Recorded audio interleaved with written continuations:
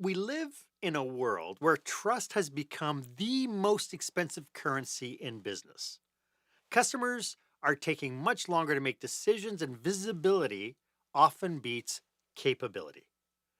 But what if you could build trust twice as fast without dancing on social media or pouring tons of money into ads? That's what we're talking about today on Marc Haine Live.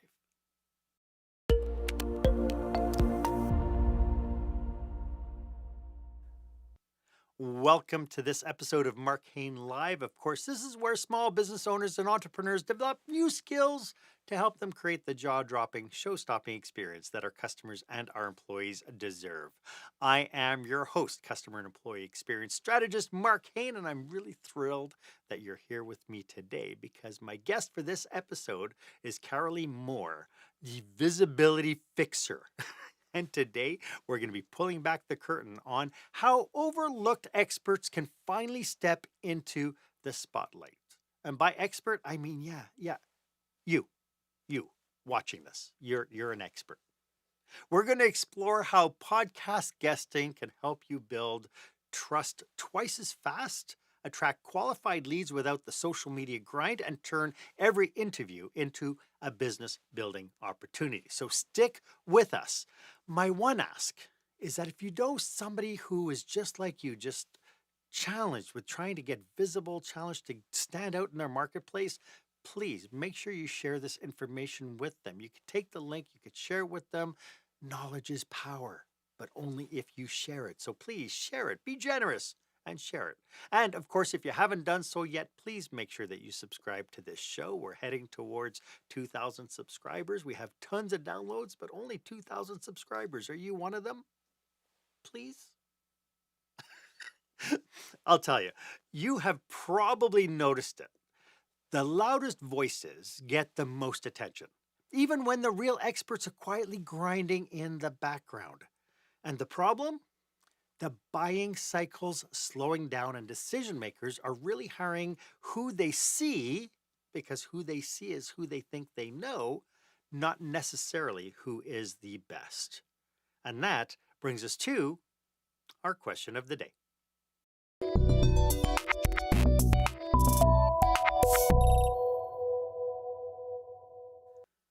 So, are you tired of being the best kept secret in your industry while other people with half your skill are getting the spotlight, they're getting bookings, and it looks like they're getting the paydays? What have you tried thus far? I'd love to know what your experience is. Why don't you go ahead again, share the link to this episode on your favorite social media platform, hashtag it Experience Leadership, and put down your comments so that we can make you part of this conversation as well. As I mentioned, today's guest is somebody who truly embodies the power of making yourself seen and known. Carrolee Moore is an award-winning speaker and a marketing strategist with more than 15 years of experience helping professionals get found, chosen, and paid.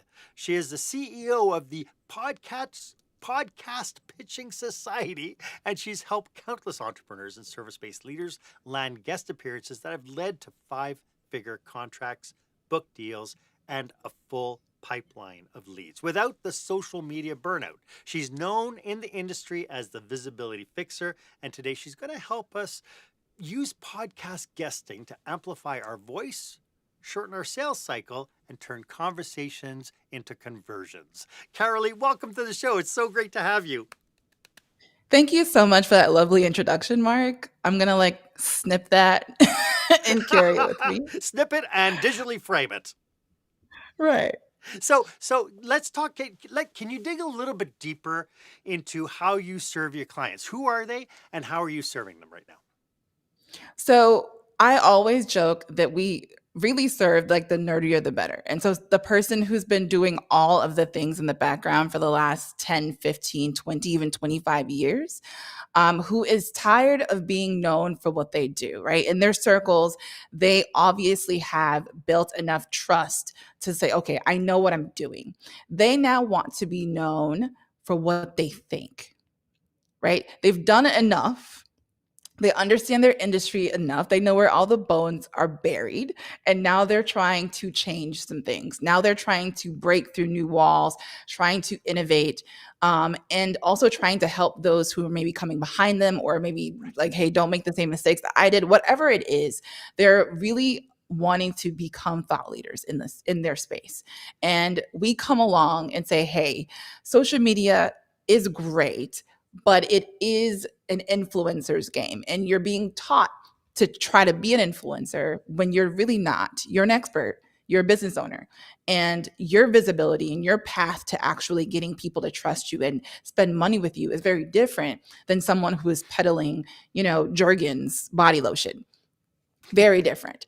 If you're selling multi 5 figure and 6 figure deals, there's a different way to get someone to understand, okay, yeah, this person, I definitely want them to come and lead a year-long, project for our team. They understand what our unique struggles are, because I've heard them actually tell stories of similar companies that they've ushered into a different level of success, etc. Those people come to us, and we are not trying to create experts. They're already coming to us fully, within themselves, knowing what they know. Hmm. What is often the problem, and the thing that we solve, I would say probably better than most in our industry, is they don't understand how to turn that into captivating stories that takes people from one place of like, man, I have this problem, to, hey, now after listening to 45 minutes in this interview, I am confident that this person could be my solution. And I say could be because most of the people, as you mentioned at the top of the show, it take a while to make a decision. Trust is definitely, I call we're in a trust epidemic. Hmm. And so we not only help people get on the podcast, prep you, make beautiful, awesome interview, but after that, we help you to turn all of that into content that they're going to go look for, right? They're going to want to make sure that what they heard, what they saw on that podcast was real.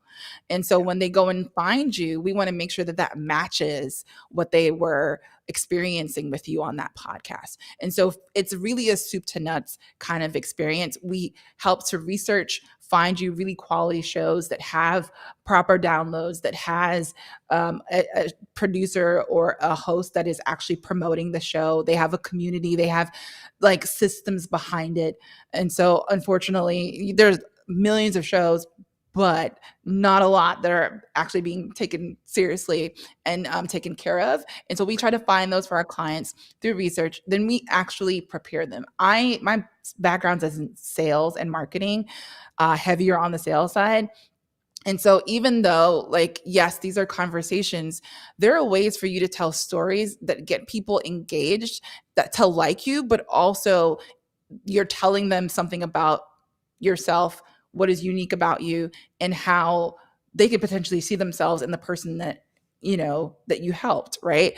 Because you're being specific. So we help you to actually transform your interviews into sales. And then at the end of all of this, we help you to then, hey, bring this person along, whether that's through a funnel, through a freebie, or straight to a sales page to get them on your books, or to your social media, for them to see more of who you are and make a decision there to, again, still get on your sales funnel. So So it is.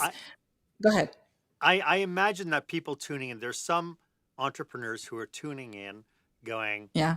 I'm a welder, or this show's not for me. But would it be fair to say that there is a podcast for every single industry out there? There absolutely is. And for me in this space, the nicher, which I don't know if that's a The word, but nichiest. the nichiest, the better, right? Yeah, Generalists don't really do really well employing this strategy. right. And if So, you are a generalist, getting an idea of what makes you unique, even in because technically I'm a marketer, mhm, a brand strategist. All of these are very general ideas, right? yeah, it's But like I've, this I've big, right? Exactly. And so you have to kind of find what is the thing that you kind of stand on that makes you unique. And for us, we work with experts, but not just any expert, introverted experts, the ones who a lot of times, like I said, have been in the back doing all All the the ones that want to things. show up like this. Right. But they've been doing all the things. But there is a point in your career, right? And that's why most of our clients are in their 30s or 40s or 50s or maybe early 60s. There's a point in your career where you're like, okay, I'm done. I'm done hiding. Like, I know for a fact I want to be known, but not as like a celebrity, not as someone who's quote unquote popular. I really want to be respected. I want to be known for like what I think, how I think. I want to finally get the credit that I feel like I'm due, Hmm. frankly, you know what I mean, for the things that I've put into this industry. And so those are the folks that we help. But if you have been doing whatever you've been doing for a while, and even if you have not, check this out. If you are a service based provider in any way, shape, or form, right? And you have been helping people solve a very unique problem, right? Say you are a photographer, and this is actually a real story. You're a photographer, and there's like, I don't know, millions of photographers in the world, especially in the United States. It's a very saturated market. But you've now figured out, well, I want to actually help people who have really elderly parents, grandparents, some kind of family member who are looking to tell their story before they pass, or they just passed and you're wanting to kind of preserve their history.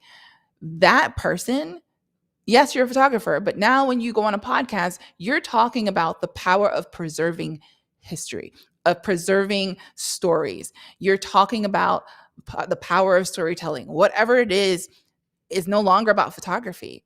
But through your what we call visibility PowerPoint, which for that person would be, you know, the power of storytelling and really making sure that we're keeping our family history and legacy in place. You can talk about your photography business. You can talk about why you focus on like families that are going through that, and therefore get people who are like, oh my God, my grandfather who was 98 years old, you know, he was in World War II and doing all the things. We absolutely need to get this person to fly out so that they can, you know what I mean? And that's how you make business. So it's not just about someone who's like a B2B consultant. Yes, those people, of course, make money through podcast guesting, but all you need to do is focus on the messaging. And I think that's where people like trip up a lot, which is why we Yeah. spend a lot of time with our clients handling that part. It's interesting because when we think about the idea of marketing, it's trying to reach people where they are when they need us. But when it Yeah. comes down to this medium, um, especially on like social media and podcasting and blog writing and so on, it's more about being out there so that when people sit at the Google machine, that they're going to trip over you because some people might not know that a service exists to digitally diarize or video a legacy story from they Hmm. might not even consider it until something Hmm. pops up somewhere and they go, oh, Hmm. I never even knew this existed. Now I know that Mhm. now I know I can explore something, right? And so why do so many businesses struggle to get noticed in what they're doing today? Like what is the role of their trust building and their like visibility strategy? How are they being handicapped? So I have two thoughts on that. The first Hmm. one for me is a huge one. When everyone starts to sound the same, no one sounds unique, and so therefore no one really stands out. And then you start to see maybe one or two people that break out of whatever that mold is for that industry, and they become the most visible and known or celebrated. And then eventually a bunch of people try to emulate that, and then that becomes the standard. And then like Everybody's other like, people break out of oh, why didn't I think of it? yeah, Now I'm gonna do it. yeah, right. And so I'm sure we've seen that. Mm. And so what your job is figuring out what is authentic to you and your brand, Mhm.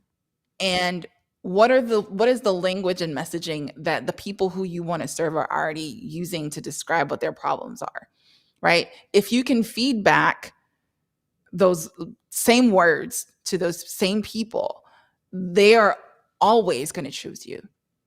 Which is why someone who is a generalist versus someone who is a specialist, the specialist is going to be able to charge more, and they're also going to be able to connect on in a different way to someone who's having a particular problem or a particular experience. And too often, we tend to go with the generalist message because it's easier, because we don't have to do the work that it takes.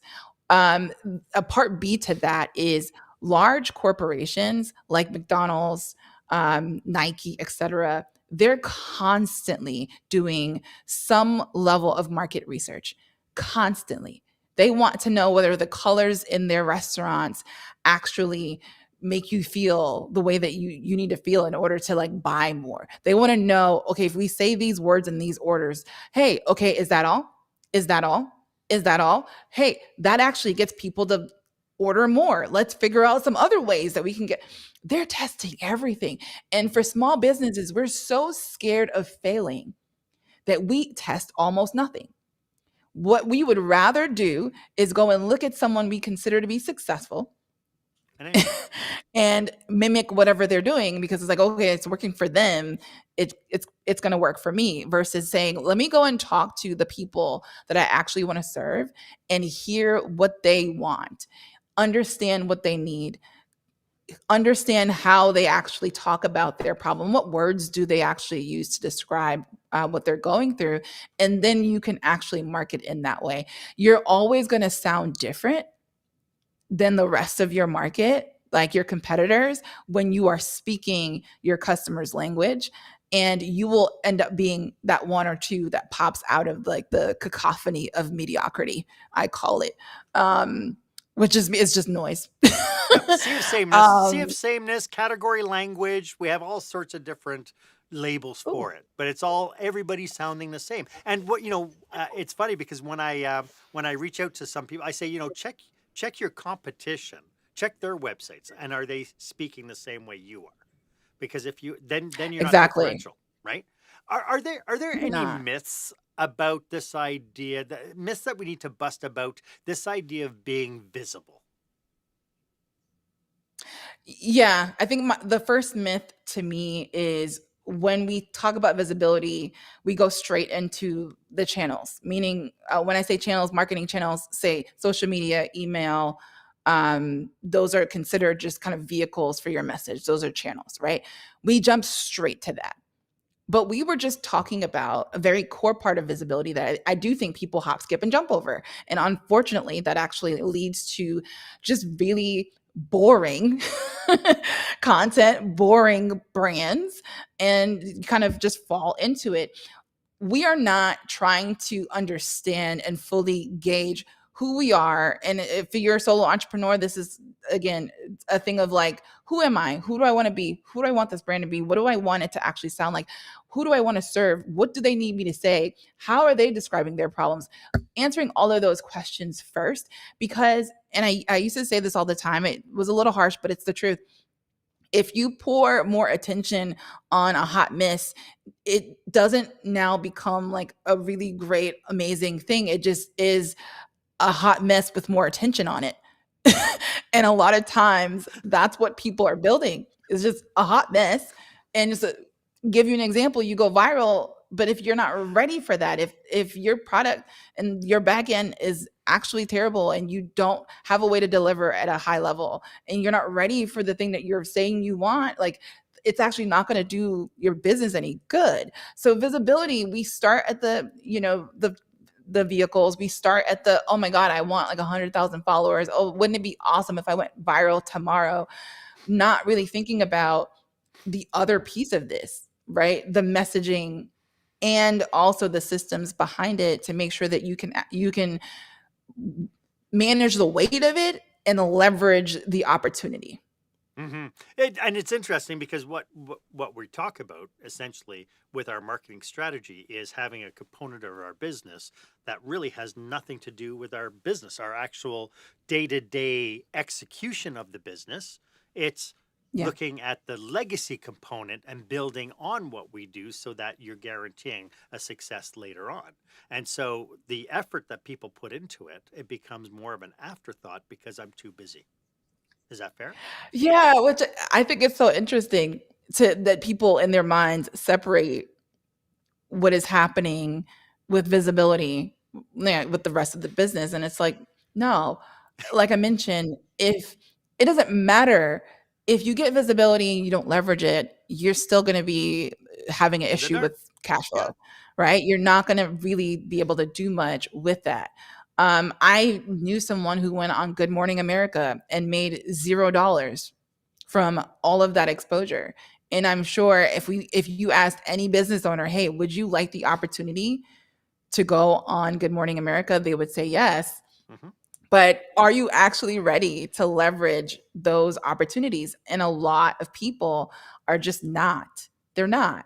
Hmm. And we have to make sure that our business, our systems, all of the things that are like not sexy are ready. We got to make sure that we're tracking things and we have, the behind the scenes steps and things that we know. Okay, once this happens, this is how we actually leverage this. If we have a piece of content that goes viral, here are the things that we've done in the past that we can actually, be able to do.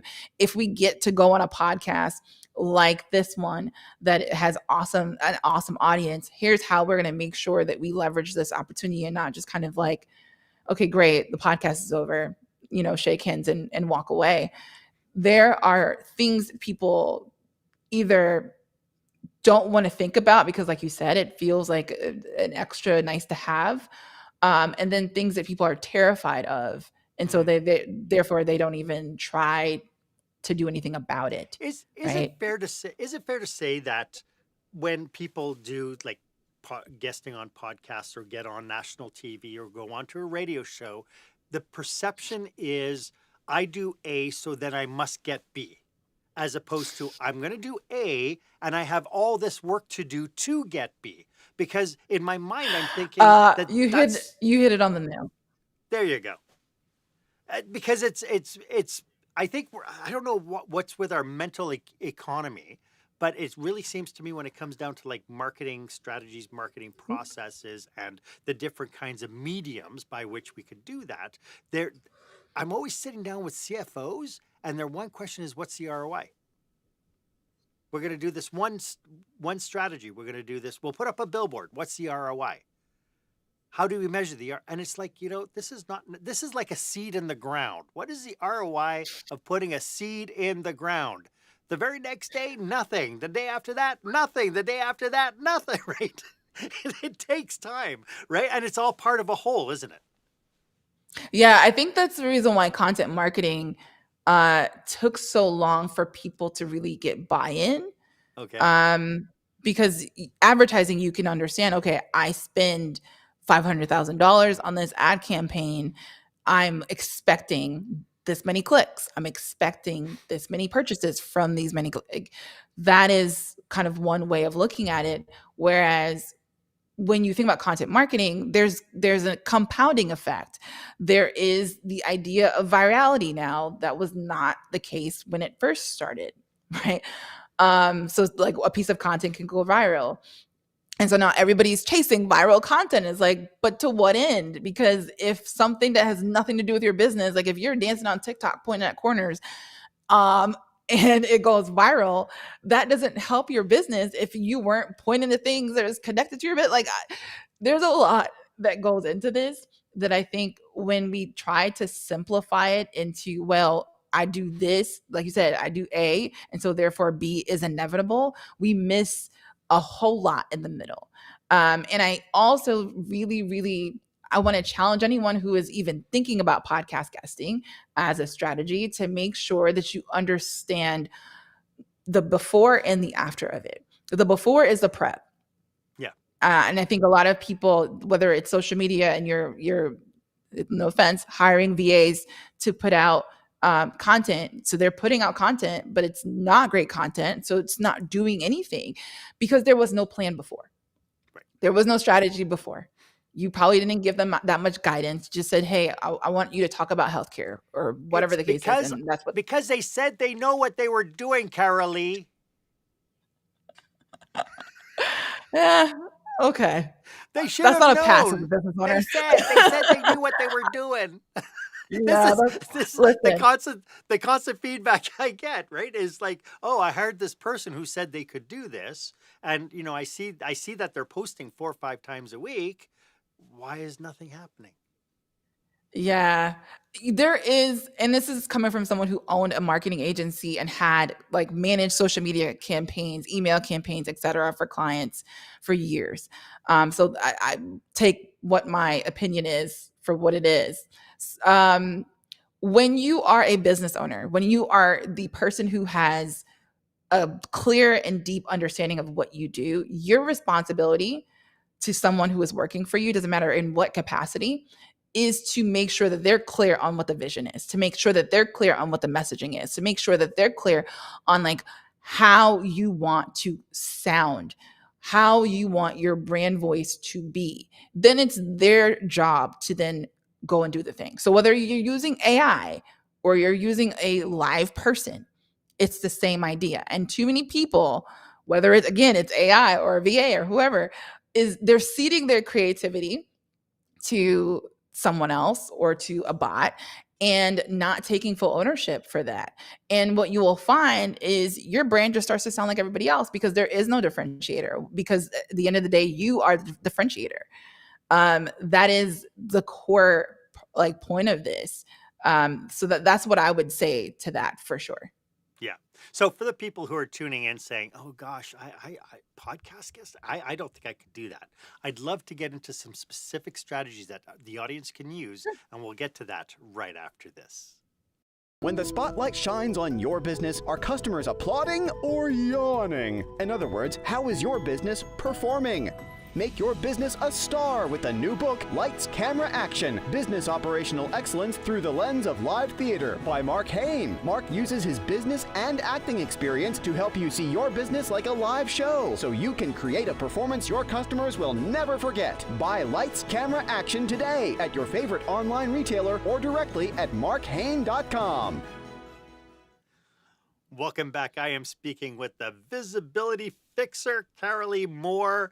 Carrolee, what makes podcast guesting such a powerful visibility strategy compared to all the other traditional content marketing we've been talking about? Sure. So the first thing is we've been talking a lot about trust and the fact that building trust right now is really, really difficult, right? The core components of building trust is time, right? And also this idea of like likability.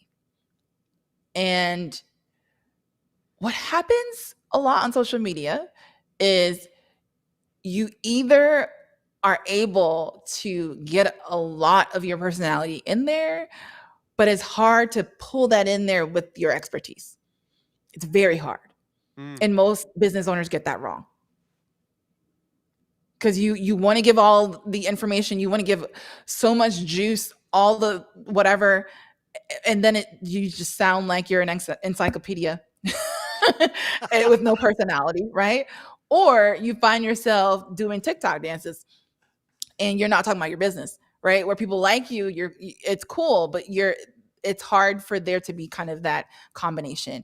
When you're on a podcast, you're able to show your personality, you're able to really, especially for video, you're able to connect with people so they actually by the end of the 45 minutes, they like you a lot more.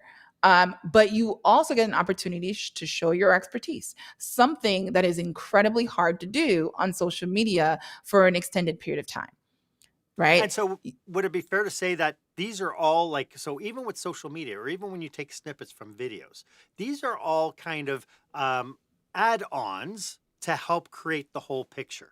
It's not just, I got a podcast and that's all I need to do now. No, but to your question about why is this a better kind of play when it comes to visibility than social media. I'm not saying to abandon social media. I'm saying Right. if you can have someone's attention for 45 minutes straight, whether they're cleaning, cooking, whatever, When you're speaking on a podcast, and I've actually had this happen to me as a guest where someone told me, hey, I had to go grab a pen because I had to write it down. And I've also been the person who's like, oh my God, this is so good. Where's my, I'm cooking in the middle of cooking. I'm listening to a podcast and it's like, no, this is really good information. I need to write this down. I need to get this book name. I need to figure that out. That's what you want. And you have 45 minutes of that. Social media, you cannot get that. And unless someone is deciding, okay, I'm going to now stop the scrolling piece. And by the way, we talked about research, right? Social media apps and app developers have studied human psychology and how the brain works and all the things to know once you start doing this, it's incredibly difficult for you to stop just scrolling and scrolling and scrolling. And so you as a business owner, now you're trying to figure out how to get this person to stop scrolling past your informational piece of video when they just finished watching a cat video and right underneath it is someone's uncle screaming about politics. You are stuck in between a whole bunch of mess. Whereas for a podcast, someone has decided after reading the title of the interview, oh, I'm interested in this topic. And so now you have a captive audience for 45 minutes. So that's the first one. The second one is if you think about the most recent presidential campaigns, this was the first time that you saw both major, candidates going on podcasts. There's a reason. And we talked about research. Again, I'm going to keep harping on this. I'm a little bit of a nerd. I don't do anything unless I can see like the numbers make sense. And for me, knowing that political scientists, they're not going to send their candidates to spend 45 minutes. And for Donald Trump, I think he was on a podcast for like 2.5 hours. They're not going to do that unless they know, hey, this has currency. Right? People are going to be influenced by the time spent in this space. And so it's worth it to have these people sit down and talk. Not to mention, you're now having multi-billions spent on advertising on podcasts. Most of those advertisements are 30 seconds to a minute. They're spending billions, and you get an opportunity to be on a podcast for 40 to 45 minutes without most of the time paying a dime. Okay, that's the other piece. Lastly, and I think the most important one is this can actually become your entire content marketing strategy if you do it correctly. This one piece of content, because you have audio, you have video, and you have a transcript. So you can turn the audio into whatever you want. You can turn the video into social media content. We've actually used it as a part of our onboarding to kind of get people to understand what they're going to experience during their time with us, because there are times where I'm being introduced or interviewed on a podcast and I talk about the entire process that our client goes on. So we snip that so they see it. We've also used it in our sales process. Once you get on our sales call funnel, we're showing you different podcasts that I've been on, and you're hearing about podcast guesting and what you can actually do. By the time you're on that sales call, you're now properly prepped. What else can you use? Just that video. People are thinking about social media. Bump social media as the only place that you're going to use this video on. If you've already planned out before you get on your podcast interview what you really want to use it for, then the answers that you give during the podcast interview, no matter what the question is, you're going to make sure that you're not having your hands here all the time. I had one of the clients that she realized that she was like always touching her face while she was answering questions, and we had like cut that out, right? There wasn't a lot of like to make sure that, okay, I know I'm going to use this content for later, so I need to make sure that certain things are good. And there are keywords that I want to keep, reiterating throughout the entire piece. There are things that you're going to do for that. And then lastly, the transcript, blog posts, promotional emails, and you can also use snippets for the videos for both of those as well. And one of the things that people really have not done a really great job of is YouTube and Pinterest. Why am I singling out those two? Because unlike an Instagram or a Facebook, etc., these are kind of like search engines. Doesn't matter when you go on YouTube and search for podcast guesting secrets, blah blah blah. If the video is properly optimized, Hmm. could be 5 years from now, someone can be finding your video that you recorded God knows how long ago, right? On Yeah. a podcast. Same thing for Pinterest, which I think a lot of people don't even realize. And now, you can kind of see the same thing happening for other platforms as well. So there really is a lot to do. And I'm not even getting into the smaller pieces of advice that a lot of people don't do, simple as just like sending a thank you or making sure that you're promoting the show after you're done with it just as much as the host is, to make sure that they see that you are a good investment in having them on your show. Those are small pieces. Asking for a coffee chat if you feel like you and the host could potentially be a good referral partner. There are pieces to this. It's not just kind of coming on and like looking cute and smiling and having a good conversation and being done, right? Yeah. If you're really wanting to do this, and this goes back to your point from earlier, where it's like people think visibility is like, all right, I got the thing, I did the thing, and we're done. It's like, no, Check. no, So before we start thinking about how we're going to do this, how yeah, important is that why? Like, before you reach out to a podcast host, hmm my fear is always that somebody tuning in might think that we're talking about, oh, this is a great way to advertise. And they're thinking more about, if I can get on a podcast and talk all about me, it'll be great. So yeah, what mindset do we need to establish before we start kind of really looking at this as a viable strategy? yeah. I think so. I can give you my perspective and my philosophy that is built out of my own personal and professional ethos. Hmm. Not everyone has the same thing, and you know, Fair enough. to each his own. For me, I consider myself a servant. I'm a service provider, and so therefore I serve. I serve people, and the way that I pitch, which by the way is how I got here, is by being very clear as to how my appearance on anyone's show is going to serve that person's audience. That is the aim, right? And so whatever I'm talking about on the show, and we train our clients to do the same thing. Whatever you're talking about on the show, being specific of like, hey, I've helped these kinds of people do these kinds of things, and this was the result, and these are the things that they've been able to do because of, if you're talking about that, that is not you saying, well, I have 3 doctorate degrees and I've done blah, blah. You're showing people how you have helped. And if you can add personality and jokes and whatever in the middle of that, then it serves everyone, including the podcast hosts who, they're more than likely interested in whatever the topic is as well. So they're like, oh, really? This is awesome. That is the point. Just like Please don't. today. So, Please don't get on Carrolee, me. for the Yeah, sure. people tuning in right now, if this is Yeah, resonating with them, I'd like to do a mid-episode check-in. How can sure. people get in contact with you if this is really resonating and they could use your help?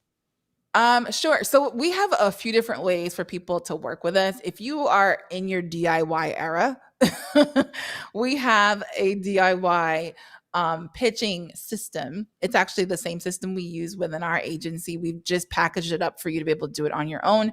And it's different from a template. This is really going to help you to do everything we do to create a truly customized letter. So you can send it to folks like Mark and get on really reputable podcasts. We also have a Done With You, which is a media day offer, and that's also on our website, carrolleemore.com.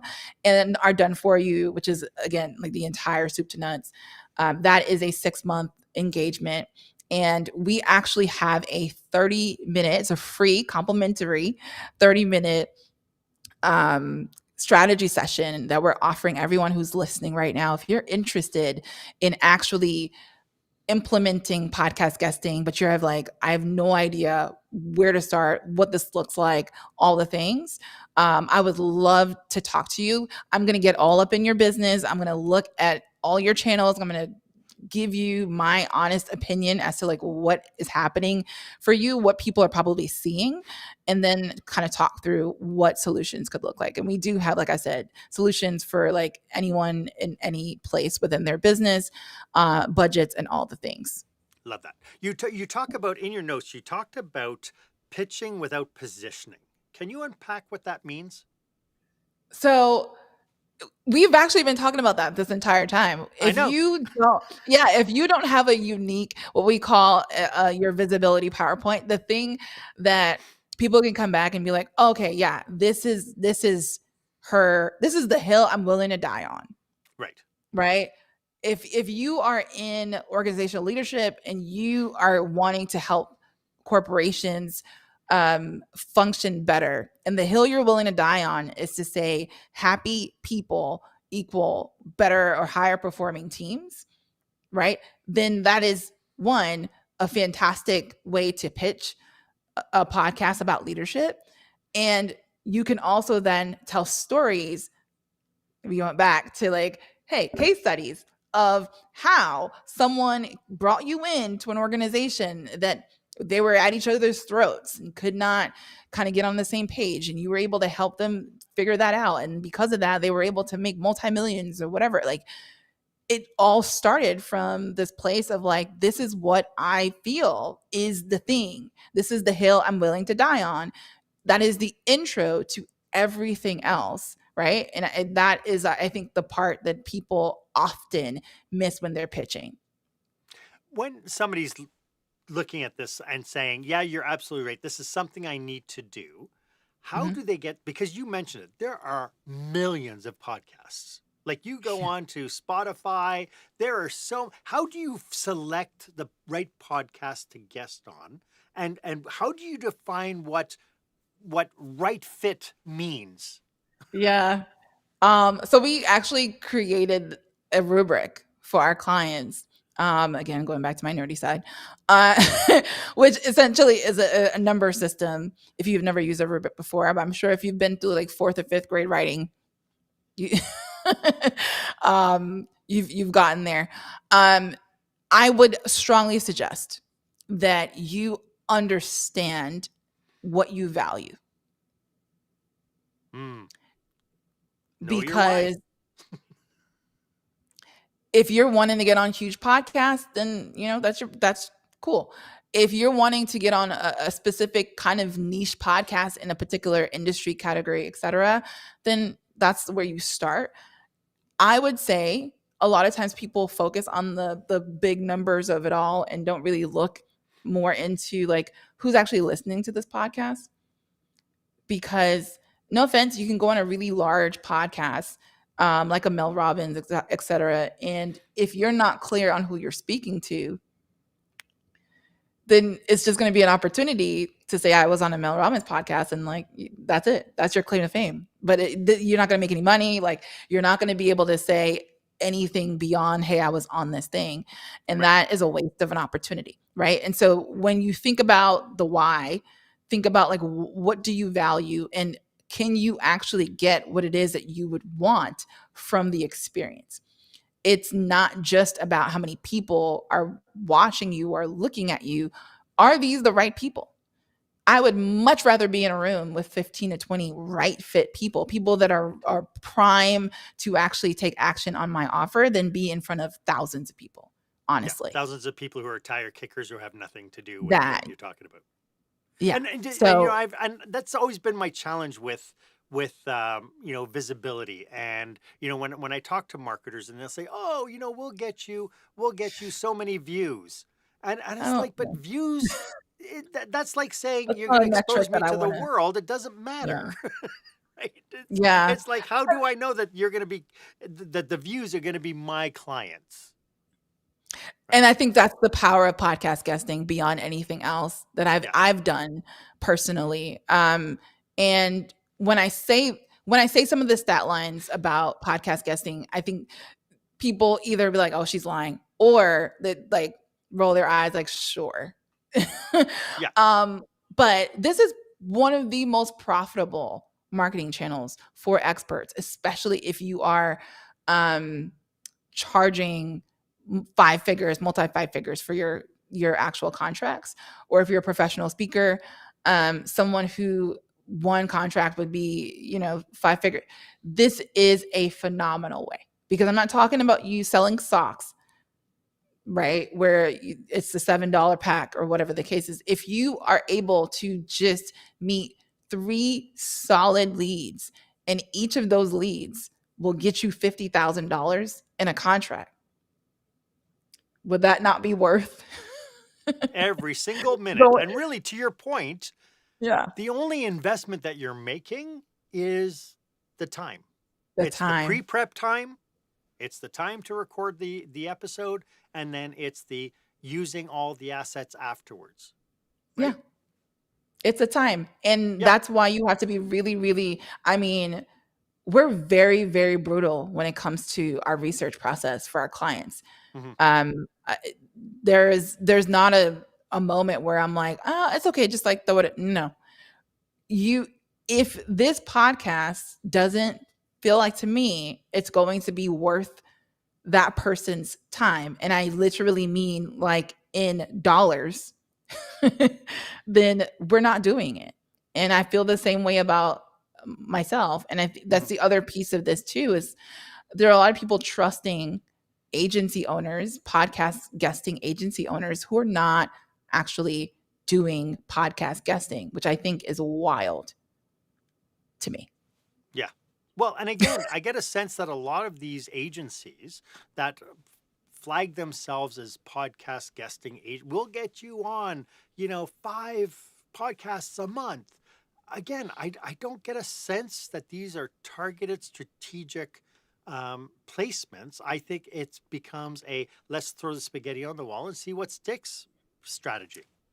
It is absolutely this right now. It reminds me of like early like Facebook ads days, Right. where you had anyone who like went on the platform for 5 minutes and was like, oh, I understand it now. And then they started selling Facebook ads management services to like everybody. It's like, yeah, I can help you. I see it happening now because not a lot of people understand how to even gauge what a good or a right fit podcast is. So you have a lot of vultures, I call them, that are coming into the industry that have probably not even been on a podcast for very long. They have not even been in podcast spaces for very long. And now they're trying to sell these services. I made a post about it recently that, you have people who are literally using AI to write the pitches for you. And then they have bots that are sending out these pitches to just a lot of different places. And what happens with that, and people don't realize what you're doing, when you get with a VA, when you get with someone who's super cheap, you're getting what you pay for, because they can only execute at the level of which you've paid them. So if you're only paying them $100 a month, you're getting $100 a month worth of service, which has to be cheaper, less, not as polished, not as whatever, because they can't actually execute anything above that. That's what you're Because paid you're only for. paying them $100 a month. So in a lot of ways, people are starting to get bamboozled, or have been. We've had plenty of clients. I would say almost 50% of our clients are people who have already been kind of let down, that I had to do extra work to convince, hey, I'm not one of these, like, I'm not. Right. You're fine. And it's really unfortunate, but I do think it's really important to understand that AI is a tool. It is a benefit. It should not replace what I believe is truly a human to human connection. When we send pitches, like we sent you a pitch, right? That was my time. And then my assistant does the follow-up because she's in my inbox. Yeah. That is how our system, for just me as a CEO wanting to get on more shows. For our clients, we have multiple people who are pitching and sending reminders. But these are folks that they're talking to our clients. They understand what they need. They know how to really go to bat for the folks that we represent. it's super important, and we shouldn't be ceding this to technology so soon. I just don't believe in that. Yeah. Um, so But yeah, it's I like with anything, before you can really delegate it, you should yeah, understand it. You yeah, should know exactly the service you're buying, because if you do it yourself and you keep falling down, like I know when it comes to social media, workflow is my biggest headache. It's like I don't have a workflow to support being really good at social media. So then yeah, I work with somebody who is a specialist, who understands my brand, who works with, to make sure that the stuff I can't, I know how to do it, and I can guide it, and I can review it, and I can rubber stamp the posts, but I don't have the time to sit down and do it myself. But at least I know how to do it. yeah, And and I I think think that's all really too often we important. fall back to people because we don't know how. Yeah, I think right. I think it's really important. That's one of the things. Even with running ads, I started running my own ads just to understand like the idea of it, the steps in it, and then handed it off to someone else, Mhm. right? I believe some of our best clients have been people who started to try and do the DIY, which is why we offer the DIY. It's like, I want you to try to do this on your own. If you don't have the finances, like, okay, or if you're kind of skeptical about us or anybody else, like, start here. And then when you're like, I don't want to do, I don't want to do this myself. This is I a lot of work. understand it and I don't like it. Please Yeah, do it right. for me. Like, I come here, come and do this. I'm done. Right. Those are my favorite people because you respect the work. You Yes. know that what we do is like hours and hours and hours of research and pitching. Mhm. Who has the time to do that and run a full time business? You don't. Right, right. You know, we're talking about, we're already kind of jumping into cautionaries and pitfalls, but I'd love to dig in some more Yeah. cautionaries and pitfalls, and we'll do that right after this. When you're delivering an important speech to a huge audience, it's easy to lose your place or go way over time. Give yourself an advantage with the Pro Speaker Presentation Speech Timer app. No more checking your watch or calling for time. The Pro Speaker Presentation Speech Timer app keeps you on track with easy-to-see timers, even changing color for visual prompts during your speech. And you can set audio cues to practice, or set it to vibrate so you don't even have to look. Be the pro you know you are. Download the app at speakerpresentationtimer.com. I hope you're getting tons of value today, because we are talking about leveraging the power of podcasting for our businesses. And as we dive deep into today's episode, I wanted to take a moment to let you know that Carrolee and I are not just voices behind the mic. We are here to help you take leadership of your business to the very next level.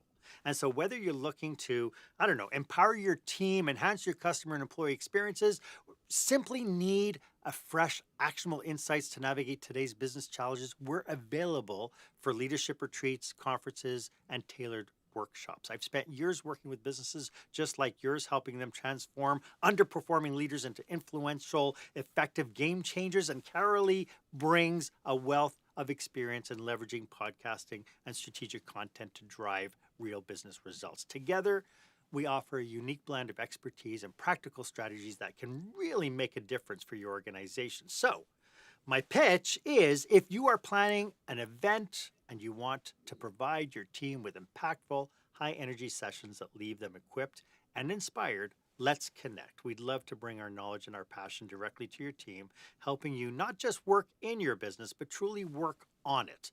So feel free to reach out to us. Our contact information is in the show notes, so go ahead and leverage it. There, Carol.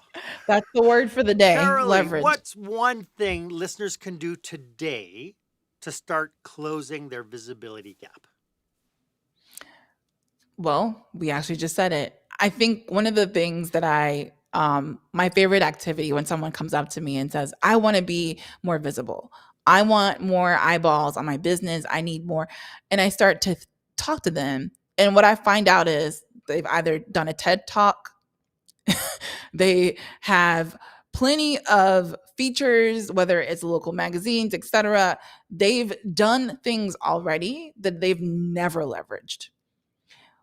What we will continue to do is want more and more and more. But if you're not taking care of your current house, if you're not taking care of your current business the way that it is, getting more of it, right? More eyes on it is not going to actually work the way that you think it will. The power of visibility is really how much you're able to leverage to get more. It is Love that. not just for you to get it, it is to leverage it. And so, whatever you're doing already, whatever you have done already, make sure that you're going back and repurposing the stuff that you've done, because you never know. Just by doing that, you might catch the eye of someone who's like, oh my gosh, I didn't even know that you were doing fill in the blank. I'd love to have you come and speak. I'd love to have you come and do a workshop. I'd love to have you on my podcast, right? You never know. And so start with what you've already gotten and have not done anything with. Yeah, I can't tell you the number of times somebody will call me up and go, "Hey, I have a podcast. Would you like to be a guest?" And it's like, "Hey, that's the easiest pitch I've ever had to make." So anybody stepping into this realm now, are there any other, we've talked a lot. We've talked about, pairing up with people who might not have a proper track record, people who promise what they can do and don't really do it. Part of it is from the not knowing side of it. It's one thing to turn around and say, okay, I'll sign up for a month and see what you can do, or I'll sign up Mm-hmm. for 3 months and see what you can do. Are there any other pitfalls or cautionaries you would have for somebody stepping into this realm? Absolutely. So this is not advertising, right? You're not turning on the spigot and tomorrow, like, a bunch of leads fall out. Now, to be honest, that's not even advertising anymore anyways. Yeah. But this is a longer term play. This is public relations essentially. And as much as I infuse strategic storytelling, which is essentially like sales psychology, et cetera, into the interviews, this is still PR. And so it takes some time.